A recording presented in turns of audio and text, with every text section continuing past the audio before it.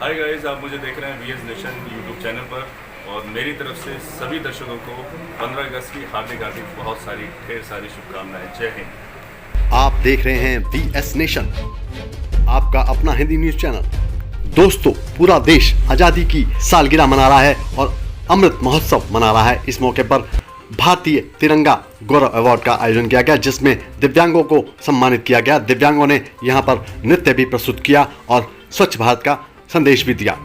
इस मौके पर कई गणमान्य हस्तियां उपस्थित हुई, जिनमें सोशल वर्कर सुंदरी Thakur, international dancer Shirin Farid, TV कलाकार अरमान ताहिल, फिल्म कलाकार रमेश गोयल और भी कई जानी मानी हस्तियां यहां उपस्थित हुई। इनके साथ ही पुलिस अधिकारी भी यहां विशेष रूप से पहुंचे। इनके अलावा एक दिल्ली से समाज सेविका दिलजीत कौर भी यहां उपस्थित हुई। उन्होंने दिव्यांगों को छतरियां भी बांटी।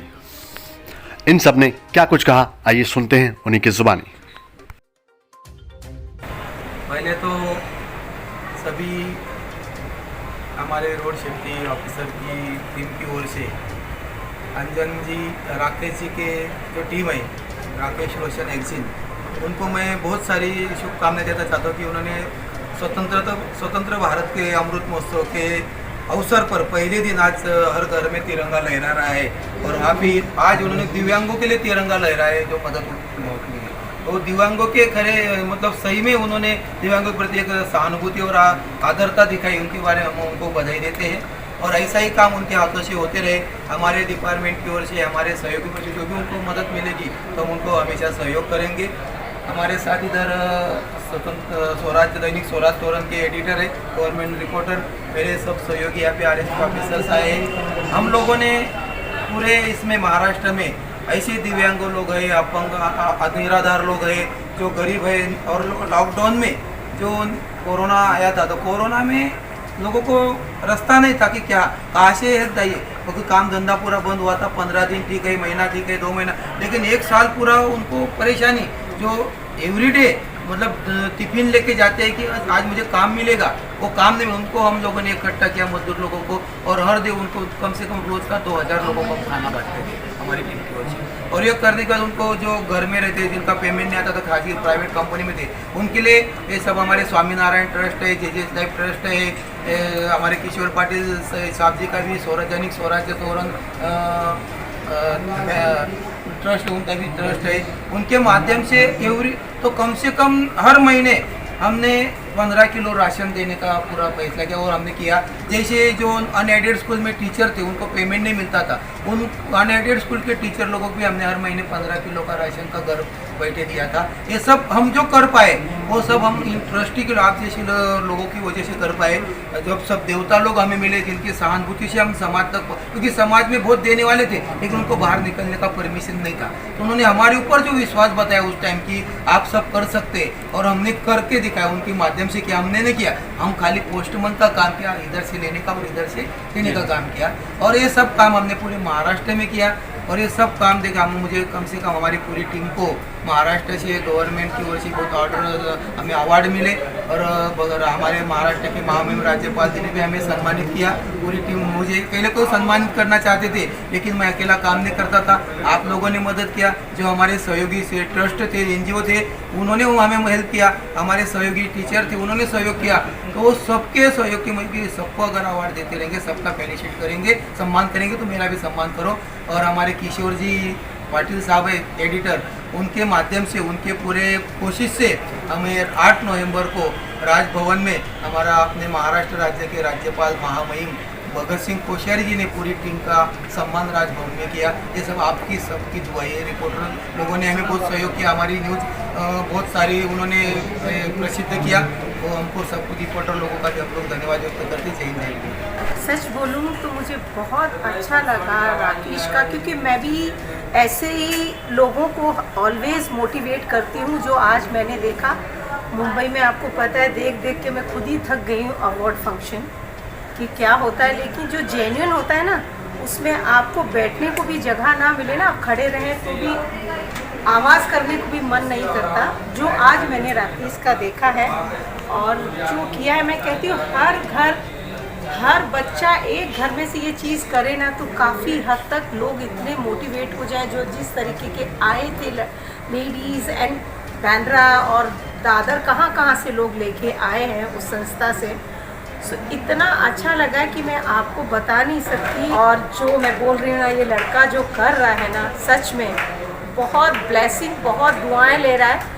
और एक दिन देखना ये इस ब्लेसिंग से कहाँ जाएगा, शायद मैं आपको उसको ब्लेस दे सकती हूँ, लेकिन भेजेगा ऊपर वाला उसको, बहुत अच्छी जगह वो जाएगा और लोग उसे वाकई नाम से जानेंगे, इतना मैं कहना चाहूँगी। और अभी मैंने जो हमारे ऑफिसर्स आए हैं महाराष्ट्र से, मैंने उनकी एक चीज़ आज ज़रूर सीखी है और शायद ये अब लोगों को सिखाऊंगी कि जैसा उन्होंने कहा था ना, मैं किसी की पार्टी में अब जाती तो बुके मैं भी नहीं लेती, मैं वो चीज़ लेती हूँ, या कोई झाड़ दे दो, कुछ भी दे दो, ऐसी चीज़ जो वो देखे, वो चीज़ का मीनिंग समझे।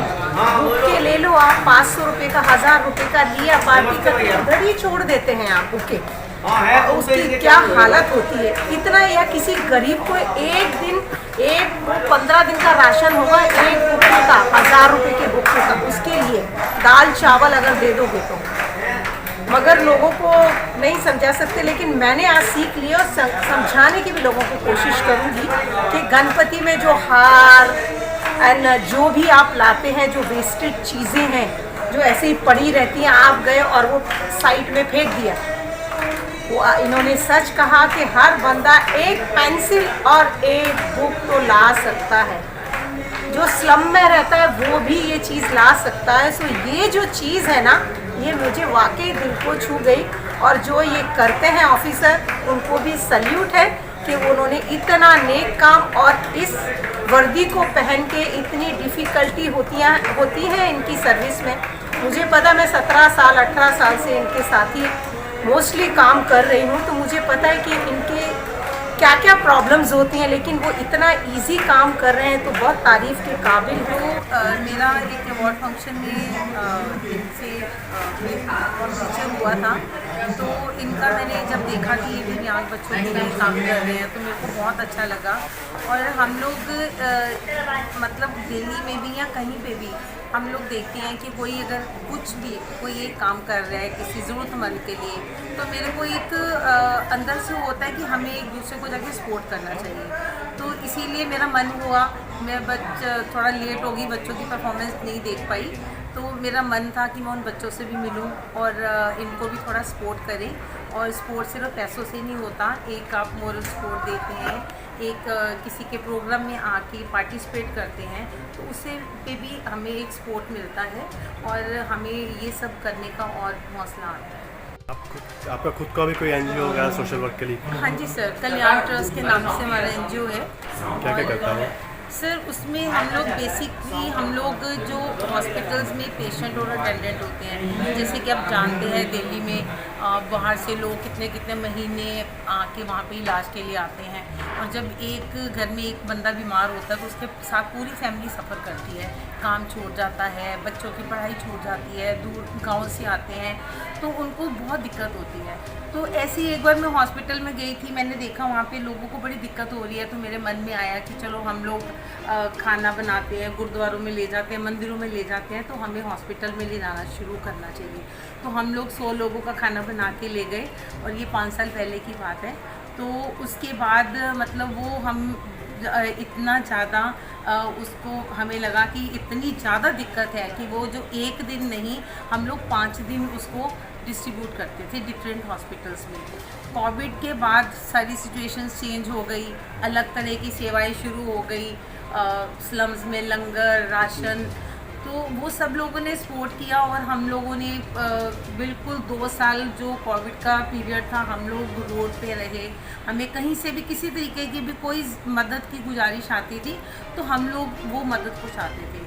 अब हम लोग कैंसर हॉस्पिटल में 6 दिन के लिए डेली हमारा वहाँ पे लंगर सेवा चलती है, और वहाँ पे हम देखते हैं कि मरीज़ों को काउंसलिंग की बहुत ज़रूरत होती है, उनको बेसिक चीज़ें नहीं पता होती हैं, कई बार सिर्फ उनको प्यार से कोई बात करने वाला चाहिए हो, तो इस तरह से हम लोग उनको अटेंड करते हैं, उनकी हेल्प करते हैं। उनको व्हील चेयर चाहिए, मेडिसिन चाहिए, किसी तरीके से भी हम उनकी हेल्प करते हैं।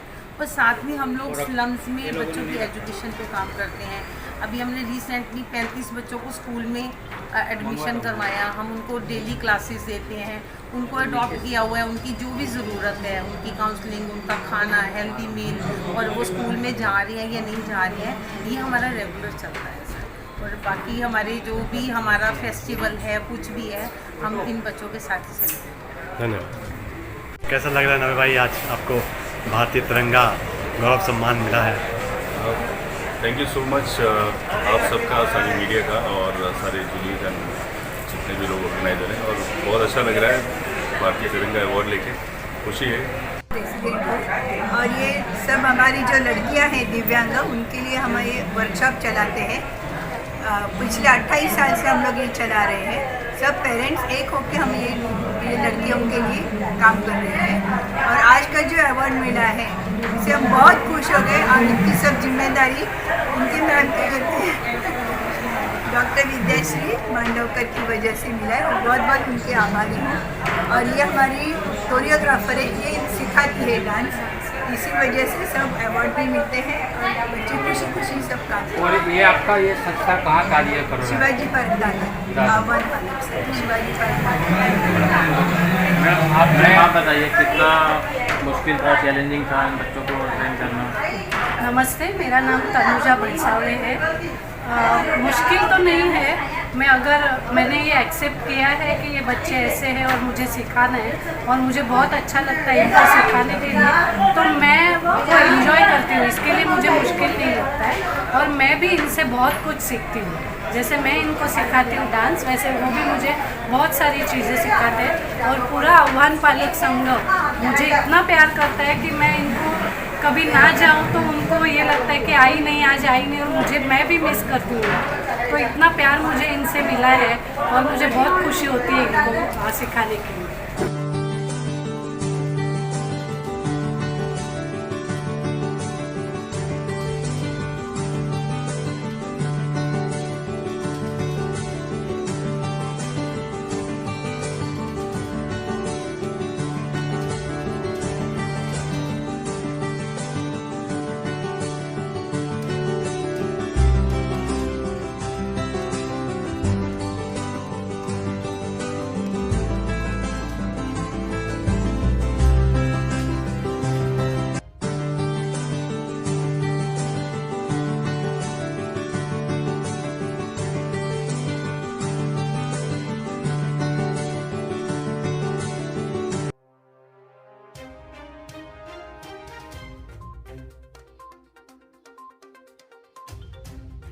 वीएस नेशन की ओर से एक बार फिर सभी को आज़ादी की 75वीं वर्षगांठ पर यानी कि अमृत महोत्सव पर हार्दिक शुभकामनाएं।